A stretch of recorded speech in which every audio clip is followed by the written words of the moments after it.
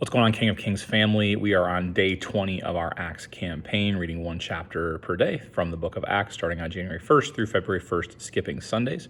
And we're in Acts chapter 20 today, and I zeroed in on verses 33 through 35, where it's clear that Paul ensures through his actions that he would not be a burden to people.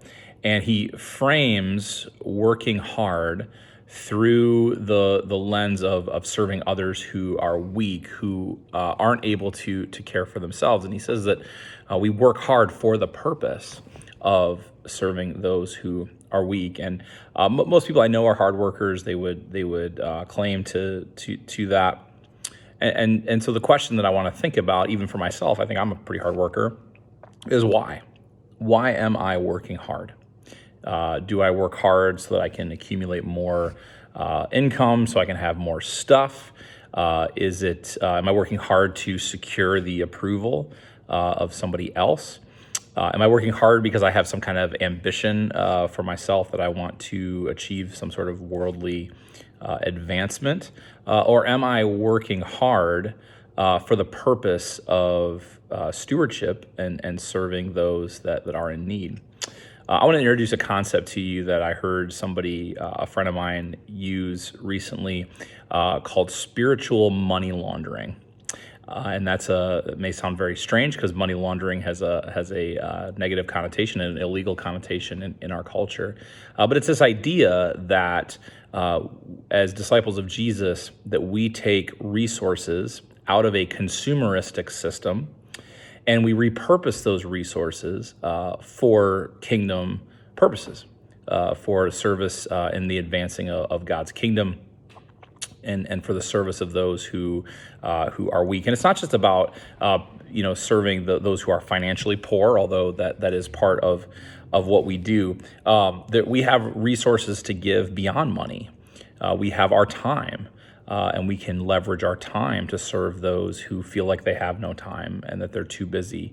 We have energy as a resource, and we can use it to serve those who just feel like they're out of gas, feel like they can't just get up and go. We have talents, we have skills, we have abilities that we can steward and use to serve those who maybe don't have those talents.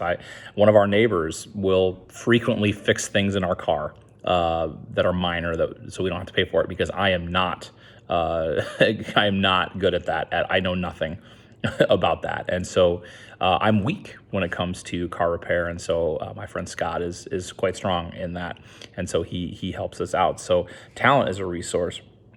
Faith is a resource. Some people who are struggling, those of us who feel like we're strong in our faith, can come and stand in the gap with those whose faith is failing. And so whatever our resources are that we quote unquote work hard for, whether it's physical work, whether it's mental work, whether it's work in prayer, study of scripture, whatever it is that we're doing, we have an opportunity to leverage what we've received from that work, not just for our own benefit, but for the sake of other people. So my prayer is that we would become, and I feel like we're definitely we're definitely on the road in this, but that we would become a church of spiritual money launderers and launderers of other talent and other resources, that we would be a people committed to taking what we have, what God has given us, because everything that we have belongs to God and comes from God, and that we would leverage that for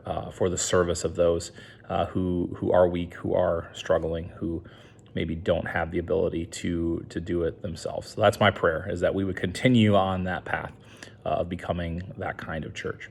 So that's what we got for today. Have an awesome day, and we'll see you tomorrow. God bless.